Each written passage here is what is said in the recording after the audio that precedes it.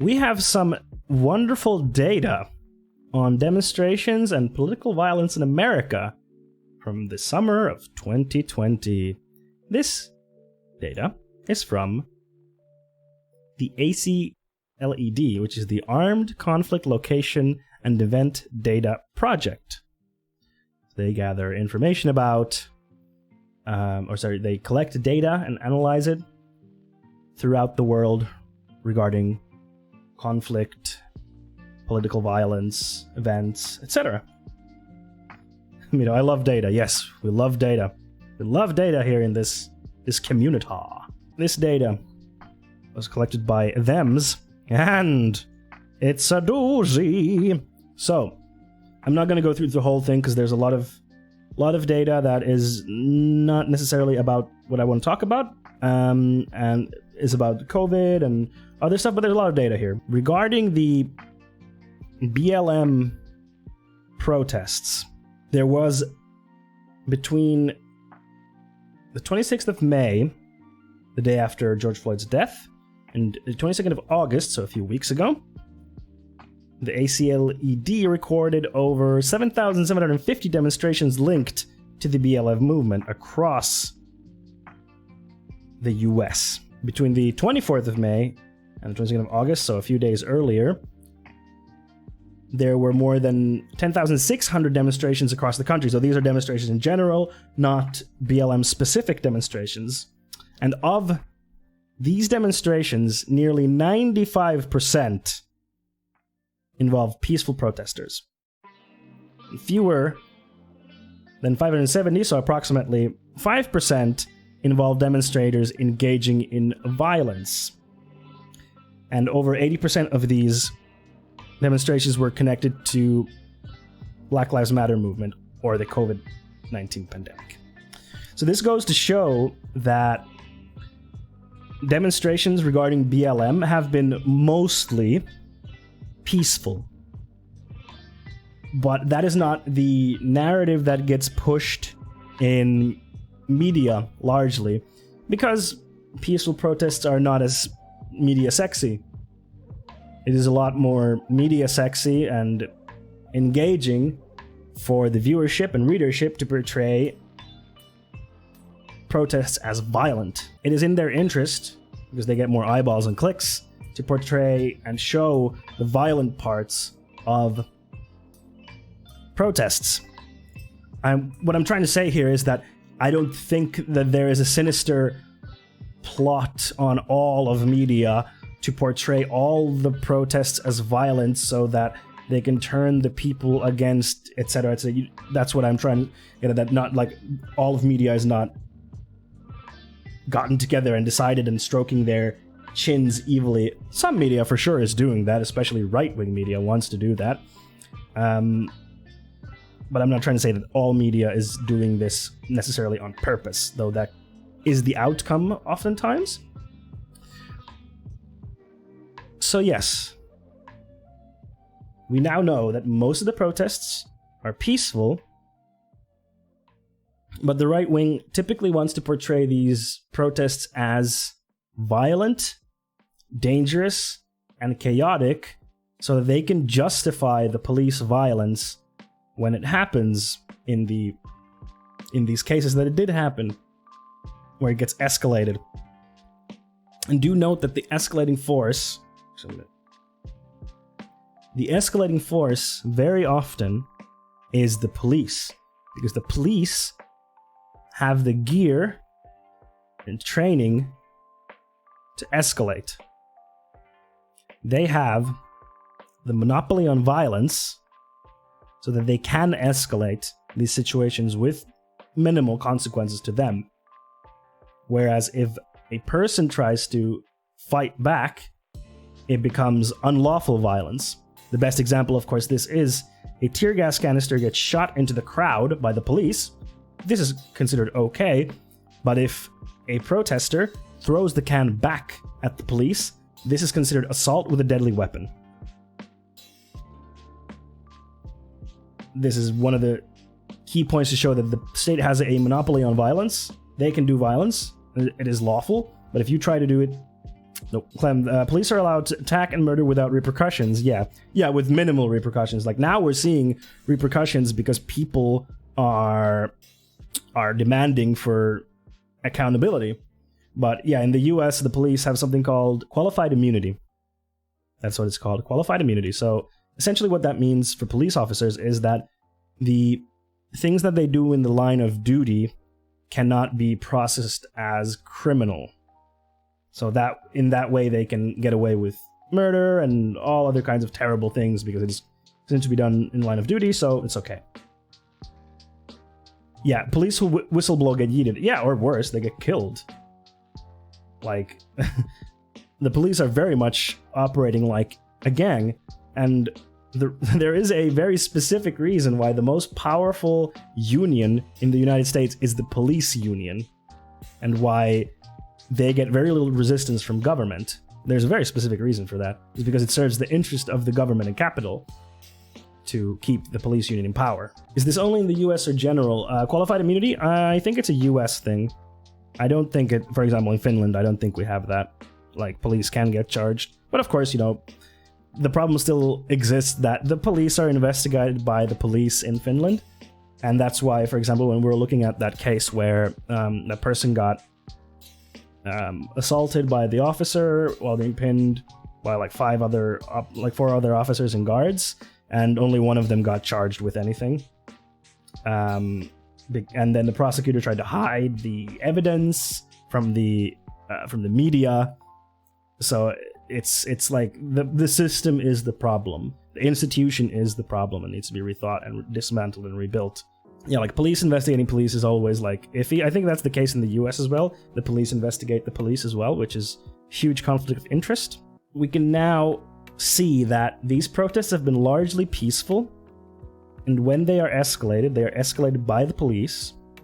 So scaremongering about the protests is clearly not warranted because they are largely peaceful. So if you see media outlets scaremongering, first look who the outlet is to see what their intentions are. If it's a clearly conservative or right-wing outlet, most likely their aim is to scare people into thinking the country is in a state of chaos, there is war, chaos, fighting on the streets, and we need strong actions from a government to come down and smash this violence and bring order and justice to the streets because the streets are on fire 24/7 and something needs to be done. And then they can take it even further and say the police can't do anything because of politics or whatnot, so militias and people rising up like Kyle Rittenhouse, who went across state borders to protect property and killed a person in doing so with an illegal weapon. And then they say, what can we expect? The streets are on fire and no one is doing anything, so we have to have these citizens who stand up for themselves, And that's not, no, we shouldn't have that. We shouldn't have vigilante justice, like people just taking guns and going wherever they want and shooting people and killing people on the streets, because largely these protests are peaceful. And the best way to de-escalate and to stop the protests is to meet the demands of the protesters. The people in power need to meet the demands of the protesters and make concessions. And then the protests will stop, because the people who are doing the protesting, they don't want to be there protesting all the time. They want things to be better and that they can go back to some semblance of a normal life. They don't want to be there all the time protesting for months in some places. So this is the way that we get rid of these protests. We de-escalate and listen to the demands, make concessions. The demands are literally so simple too. Yes, Clem, they are. Typically they are. Sometimes with BLM stuff, big organizations don't always make good. Like when the the basketball teams, like, was it last week when they were striking? Some of them had really good, like, clear demands, but some of them had really vague demands. And that's also, of course, important if you do strike or protest, that you have clear, actionable demands, not like, things should be better. That's not an actionable demand, but like, police officers should be forced to, I don't know, wear body cams, or police officers should be demilitarized, this gear needs to be gotten rid of, stuff like that. Like, actionable, clear demands are very important in protesting and striking, if you do striking. Because otherwise it's not going to lead to anything. So yes, if you see people posting about, like, I can't believe these BLM protesters, they're just looting and rioting, well, now you have the data to say that, no, that's not the case. Some rioting does happen, yes. Some looting does happen, yes. And I don't want that to happen. I don't think it should happen. But understand that when people are driven to this situation, it is usually because it is their last resort to be heard. Rioting and looting are the language of the unheard, because then people listen to you. If you fuck up a target, people listen to you, unfortunately. And for some people, like disenfranchised groups like black people, people of color, sexual minorities, they weren't listened to before. That's why the George Floyd protests, or the death of George Floyd, sparked such big protests. Because black people in America have been suffering under racism for hundreds of years. Changes have happened, but they've been small and slow. And people are tired. And then when people get tired, then, protesting is the only way to get heard. And sometimes rioting is the only way to be heard. It sucks that it has to go to that. I don't want it to be that. And I don't think we should do property damage, but it happens sometimes. A lot of looting and rioting isn't even BLM, but people slipping into to start shit or steal. Yes, absolutely. There are agent provocateurs at protests like this. Absolutely. Absolutely, these exist. Absolutely, agent provocateurs come in to start shit. Come in from who don't even live in those areas to start shit. For sure. Yeah. So if you are ever protesting, don't break shit. Don't. Especially if there's small businesses in your area. Don't do it. That's just going to hurt your area. But yeah, so if you see people saying like, oh my god, the BLM protesters are coming in to destroy everything, you can show the data that no, that's not really the case. Most of the protests have been peaceful. About 5% of them have involved violence from the protesters. So that's about 570 cases, or in 570 of these events, out of over 10,000 events. So we can see that that's not the case. The way the media portrays this stuff makes it sound like it's happening all the time, all around. The whole place is on fire. Everyone's constantly fighting. It's anarchy. And that is a very good way to get people to buy into fascism. It's a very good way to get people bought into fascism, because they're like, well, yeah, everything is chaos and anarchy and disarray, so we need a strong government and strong, police or government militia or whatever, so that we can, get order back.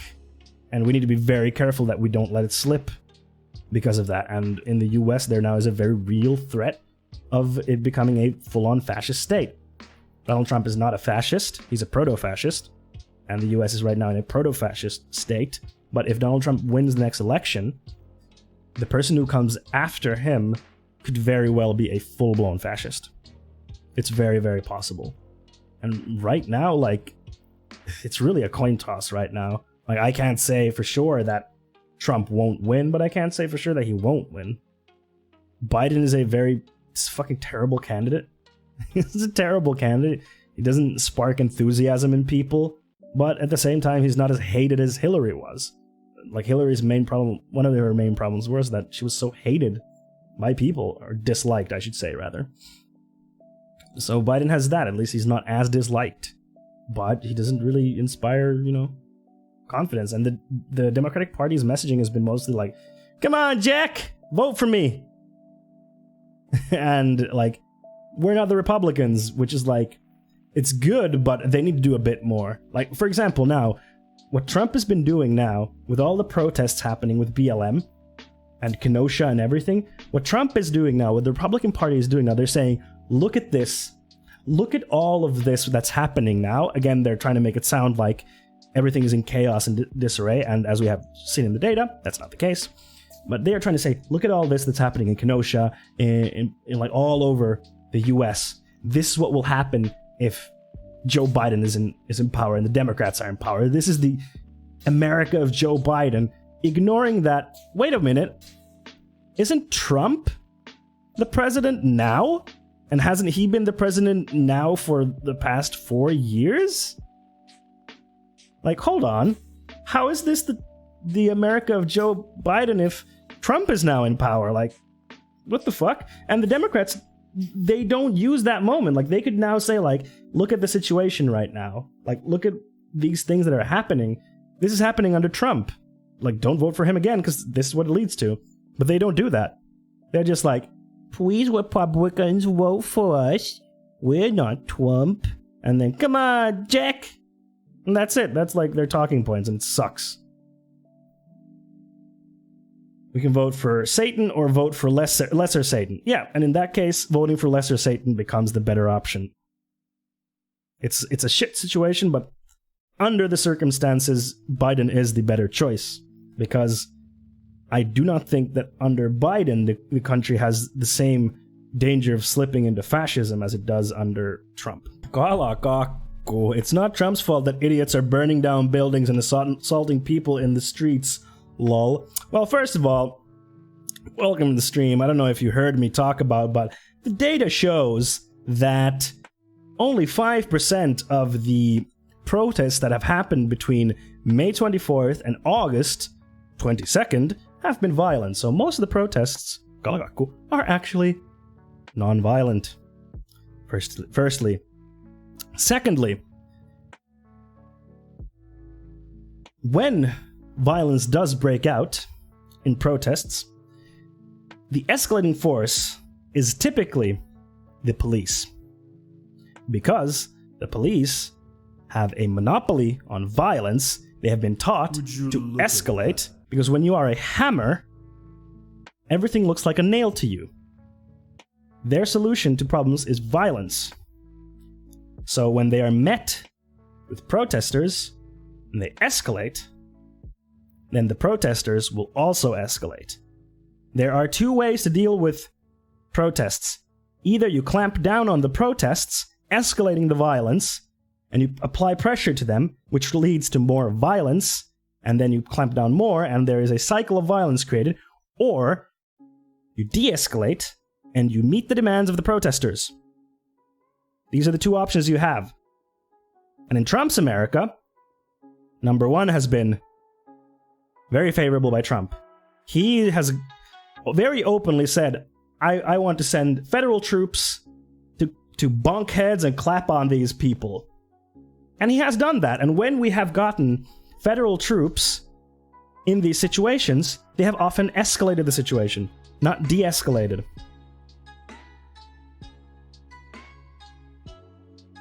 So it is definitely on Trump's shoulders that he promotes federal troops going in to bonk heads, and that he supports people like Kyle Rittenhouse going to protests out of state with an illegal weapon to basically be vigilantes. And it is he runs the country. I'm a right-wing libertarian. I don't like the police as much as the next guy, but I would never burn down private property. Hey, I don't think burning down private property is good. I don't. I'm not going to argue, Clem, like who's doing the burning, because I don't have data to prove that, and someone could say, well, I don't believe that. So I'm not going to argue who's doing the burning. It's not really important right now. Like, who does the burning is kind of beside the point right now. You have to understand, Kalagakko, that for many people who are living in this situation that the black people are in the US, they have tried to make change for tens of years, and progress has been slow and minimal, and they are tired. So the only way that they are heard is through property damage, because for capitalists, that is more important than people. So when their capital is damaged, they pay attention. I don't think we should be burning down like small businesses. Like, no, that's really bad. Don't burn down small businesses. They're usually people from your community. It'll hurt your community. But McDonald's getting burned down or Target getting burned down, like, it's not going to do anything to McDonald's or Target. They have insurance that will cover it. Even if they don't, it's nothing to them. But they will listen. That will bring attention, and they will listen. I don't think arson will get anyone on your side. Well, I mean, I don't think optics is really an important question here, because these are people who are fighting for their right not to be brutalized by an occupying force, which is the police. And in that case, like, being like, well, you're doing it wrong, is kind of like, I don't... Like, that's not really the conversation we should be having. We're focusing on the wrong thing. We can say, like, yeah, the burning's not good. Like, it's not great. It's like, it sucks. But that's not the main issue, you know? We need to focus on the main issue, which is systemic racism in the US, the police force being extremely militarized in the US, and having an insane amount of power with very little consequences. We need to talk about the institution of the police and how it is systemically broken and needs to be dismantled and rebuilt from the ground up. Like, those are the important issues to talk about. At the same time, we can say, like, yeah, burning the stuff, not good, chief, but, you know, it's not the main issue. But yeah, my point here, Kalagakko, is that I do, like, property damage does happen, yes, but it is not widespread like the media makes it sound like it is. Only 5%, so fewer than 570 out of over 10,600 protests turned violent. Do you understand? Like, if we hyper-focus on this property damage, it derails the conversation. The conversation that we should be having, which is the inherent problem in our policing institution and systemic racism. Those are the conversations we should be having. But if we hyper-focus on the property damage, then, you know, why are we focusing on that? It's not the important thing here. You know, they want a conversation about their issues. When peaceful protests are done, peaceful protests are done for 4 months in a row, no media echoes their story. Only when rioting happens, there's headlines. The protests hate that too, that this is the situation. Exactly, yeah. That's what I mean by they get heard, Kalagakko, because now we've had peaceful protests and the media doesn't write about it. But when there is property damage or violence or whatnot, then it gets written about. And sometimes it's the only way to get heard, and it sucks. It shouldn't be the only way to get heard. Yeah, honestly, protesters are tired. Exactly. People don't want to be out protesting. They don't want to be there for months. In some places, the protests have been going on for almost 3 months. They don't want to be there doing that. They want to go home. They want to get what they ask for and return to some semblance of normalcy. The best way to end the protests is for the people in power to listen and make concessions. Make the concessions that the protests are asking for. And it's done. That's how you end it. It's very simple. Or you clamp down and apply constantly more pressure and it gets more and more violent. These are the two options you have. Snow, the media also seems to not find cops gassing and blackbagging protests very interesting to write about either. Wonder why, Monk? Yeah, I wonder why. That's funny. And then you have libertarians like Paul Rand. That's his name, right? Paul Rand, who's like, I'm a libertarian. And then he's like, I love it when the police clap on people. And it's like, the fuck kind of libertarian are you, Paul Rand? I'm sorry. I didn't know libertarians loved a police state. Like, that's the best when, like, Paul Rand claims he's a fucking libertarian when it's like, shut the fuck up. He's no libertarian. He's a fucking conservative. It's so ridiculous. Propaganda, yup. Well, I mean, it's not really... No, I wouldn't say it's propaganda. Rand Paul, sorry. I got it the wrong way around. Because his first name sounds like a surname, and his surname sounds like a first name. That's why I got it the wrong way around. Yeah, I wouldn't say, Clem, it's propaganda. It's more like... It's not in the interest of capital to portray police action as bad. Yeah, propaganda is so widespread. It is, yeah, absolutely, Clem. It is, yeah. It's all over every Western country. Even in Finland, like, we have, like, cop shows like The Police, which is, like, it follows cops around, and then they show cops being super nice to people, and, like, they do some, arrests, but mostly it's drunken, silly people who they arrest, and it's like, I mean, that happens, yes, don't get me wrong, but it portrays the police in a very good and specific light, because, I mean, they make that show, but the police are part of that show. Like, they have to say, yeah, sure, let's do this, That's my bit on the BLM and police violence situation. So, to recap, the data is in, and roughly 5% of the protests between May 24th and August 22nd in the US has been 5% have been violent. So 95% of the protests have been peaceful. This includes BLM and other protests as well within that time frame. So when the media portrays these as widespread and violent, that is not true. It is not true. Hello there, and thank you very much for watching this video. If you liked it, please hit the like button and subscribe to my channel for future videos. Also, if you have any questions, feel free to drop them down below in the comments, or you can visit my stream on Twitch where I can answer any of your questions. I stream every Monday, Wednesday, and Friday at 6 PM Central European Time. We talk about news in games, news in the world from a leftist point of view, and also play some games. Come hang out with us, it'll be fun. Bye!